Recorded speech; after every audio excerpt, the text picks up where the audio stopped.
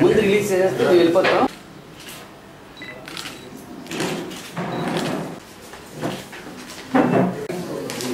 BRO పోస్టుల భర్తీకి రాష్ట్ర ప్రభుత్వం ఎట్టకాల నోటీస్ చేస్తుంది.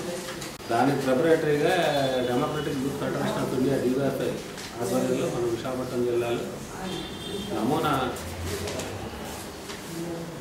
టెస్ట్ ఒకటి నిర్వహిస్తున్నారు. జనవరి 26వ తారీఖు టెస్ట్ని సద్వినియోగం చేసుకుని నిరుద్యోగ యువకులందరికీ కూడా ఎవరైతే పరీక్ష రాయడానికి అప్లై చేస్తున్నారో వాళ్ళందరికీ కూడా చేస్తారు. అంటే అట్లాంటి కీలకమైనటువంటి పోస్టులకి రాష్ట్ర ప్రభుత్వం ఎప్పటిదాకా పర్మనెంట్ వాళ్ళు నియమించకుండా విలేజ్ రెవెన్యూ అసిస్టెంట్స్ గ్రామ సేవకులను అనేవాడు వాటిని ఆ గ్రామ సేవకులు ప్రధాన కార్యదర్శి కేవీ శశాంక్ వీళ్ళు మామూలుగా పూర్తిగా ఫుల్ టైం వర్క్ చేస్తారు. ఫుల్ టైం జాబ్ చేసినప్పటికీ కూడా వీళ్ళకి ఇచ్చేటువంటి జీతం మాత్రం 3,500 జీతం. ఎంతో పోరాడితే వాళ్ళని పోరాటాలు సమ్మెలేవి చేస్తే 3,500 జీతం చేశారు. మొన్న 1,500 రూపాయల జీతం పెంచుతూ 5,000 చేస్తామని బ్యాంక్ అయితే ఇచ్చారు. కానీ ఇప్పుడు వచ్చి జీవో కూడా ఇంకా విడుదల చేయలేదు. ఇంత తక్కువ జీతం వస్తున్నాయి.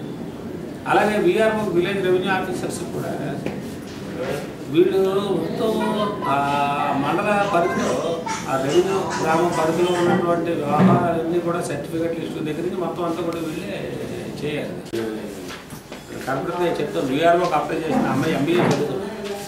అంటే MBA వాళ్ళు కూడా ఈరోజు VROకి అప్లై చేస్తున్నారు. 10,000-8,000 రూపాయలు చేస్తుంది. అప్లై చేస్తున్నారు. నిరుద్యోగం ఉన్నప్పుడు చాలా పెద్ద పోటీ నిలుపుకొని ఉంది. మరి ఇంత నిరుద్యోగం ఉన్నప్పుడు చేయడానికి బాగా పనిచేయడానికి అవకాశం ఉన్నటువంటి విద్యార్థులు ఇక్కడ ఉన్నప్పుడు రాష్ట్ర ప్రభుత్వం పోస్టుల భర్తీ పూర్తిగా ఎందుకు చేయట్లేదు? ఉన్నటువంటి పోస్టులు పోలిస్తే చాలా తక్కువ పోస్టులు భర్తీ చేస్తాం. మరి అన్ని పోస్టులు కానీ భర్తీ చేయగలిగితే ఇప్పుడు కొంచెం పరిష్కారం అవుతుంది. పోటీ అయినా తగ్గుతుంది.